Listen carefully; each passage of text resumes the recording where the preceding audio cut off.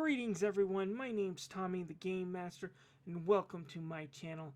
Well, this video is going to be about the Steam Summer Sale, but this one's different.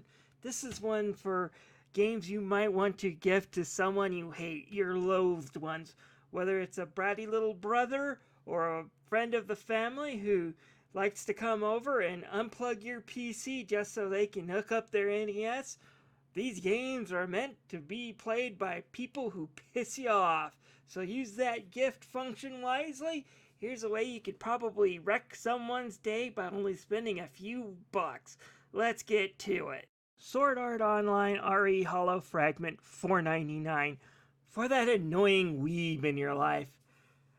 Got a weeb who loves to talk about isekai SAO games and basically trash waifus? Here's a game you can give them for only $5. And although I haven't played through Lost Song yet, which I hear is the worst, ReHollow Fragment might just be bad enough. Basically, you have two modes. One's a free roaming mode where you only have to deal with one annoying waifu, but this one's actually tolerable.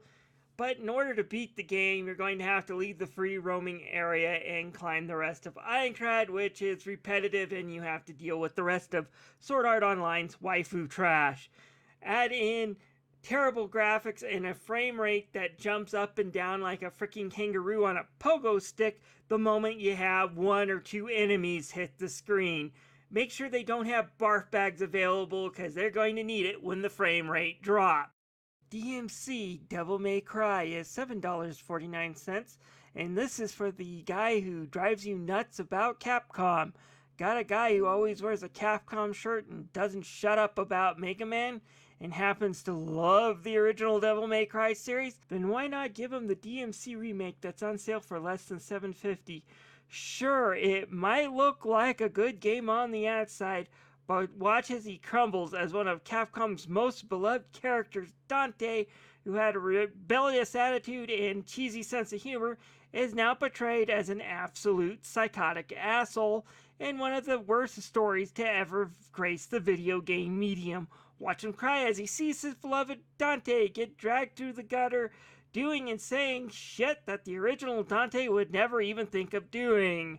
Then you can keep the Devil May Cry trilogy and DMC 5 all to yourself. Battletoads is $4.99, and this is perfect for the person who keeps unplugging your gaming PC because he needs at least 3 AC power sockets on your surge protector so he can plug in that giant ass NES AC adapter he has for his Nintendo. Battletoads, if you haven't played it, was a hard as hell but still really fun game for the NES that was funny and charming. This reboot shares none of that. Instead, the Battletoads turn out to be about as irritating as reboot DMC Dante. The story is all over the place, but not wanting to know if it wants to be on Nick Jr. or Adult Swim. The art style doesn't mesh, the story sucks, the gameplay is just meh, and none of it's funny, and I'm being far too kind. That said, after playing this, you and your loathed one might find something to bond over this, and that is asking why Microsoft has never ported the Rare Replay to PC so we can play a real Battletoads game on the PC. Skip this crap, but definitely gift it to someone you hate. Altered Beast is 99 cents. Got someone who still walks around telling you that Sega does what Nintendo don't and holds this game up as the end-all and be-all classics, even though they haven't played it in about 2 decades? You might want to gift this to him. The look on his face when he finds out that this game has aged like spoiled milk on a radiator and wasn't that great to begin with will be more than worth the dollar you're going to spend on this. While you see kids back in the day when arcades were actually a real thing, usually game companies prided themselves on making their home ports as much like the arcade as possible. Altered Beast was the original pack-in game for the Sega Genesis before a certain blue hedgehog came along, and it's arcade perfect right down to its cheap tactics, easy death, and overall quarter-munching gameplay. But unlike the arcade games, there is no way to pop in a quarter in this sucker and easily continue. So you're oftentimes sent back to the title screen in a fit of anger and frustration, as monsters can attack you multiple times before you get a chance to react, and quickly find out there is no way to heal or get extra lives. Hell, your health doesn't even refill when you complete a level, making this game tedious and frustrating. On top of it being super short, if you're lucky enough to skip over this game's overall cheap tactics, it can be beaten in under 20 minutes. And while he's complaining about the shit you just gave him, you can just pop open your Nintendo Switch Online and start playing Super Mario World, which is a real classic gem of a pack-in game.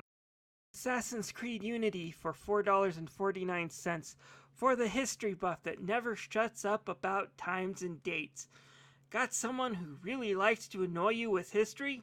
Then why not give them a bad historical fiction based off the French Revolution? You know, one of the bloodiest revolutions ever. A perfect time where a secret society of liberty-loving assassins and control-obsessive Templar knights might hatch plots and use it to gain control of a country. Yeah, watch as this game's story completely skips this part, as it just has your protagonist go to the countryside and get drunk off his ass. And speaking about that, you'll be following one of the most bland protagonists in a story that doesn't know what it wants to say, as the protagonist is welcomed into the Assassin Order with welcome arms because his biological father, who died when he was a kid, was also an assassin. But his adopted sister won't be invited because her biological father, who raised said protagonist since he was just out of diapers, was a Templar. And this Templar father actually wanted to mend bridges, but no, she's untrustworthy because she's got Templar blood in her. This is stupid.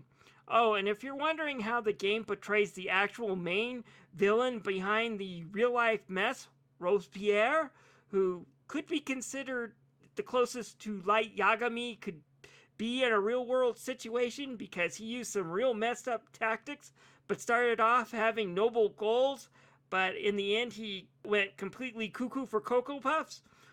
Nah, that interesting story is just buried, as he's just a typical Templar bad guy you have to beat up in the final act. And I'll save you a quick tip gameplay video too. If you want to beat this game easy, just make sure you're always carrying smoke balls. Anyways, by the time this person is done playing this game, they'll never want to talk about history to you again. Mega Man X Legacy Collection 2.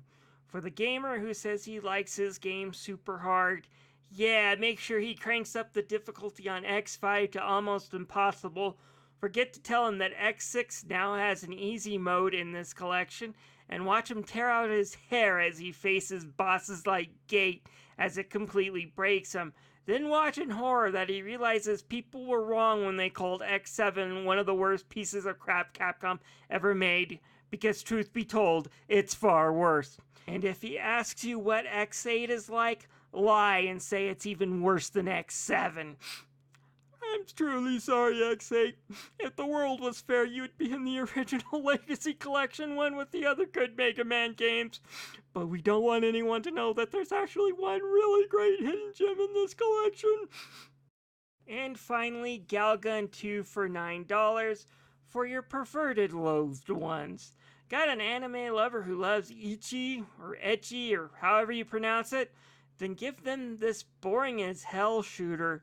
Yeah, the other Galgun games are on my good list because their fun is slightly perverted. This one's all perverted. The shooting is boring and tedious. They do try to give you other things to do other than shooting the girls, but those all fall flat and get boring real fast. And then the dating sim elements reward you for being a jerk. The change in the story also changes the whole nature of the beast. Last time it was the Cupid screwed up and gave you an overdose. Here they're letting you wear a device that attracts the girls to you, even though that's supposed to be a no-no. And the replacement for Ekro is just a dull office lady. It's just a stupid game and one worth skipping in my opinion. Well, folks, those are my bad games you can send to people you hate list. If you have anything I missed, please let me know down in the comments below.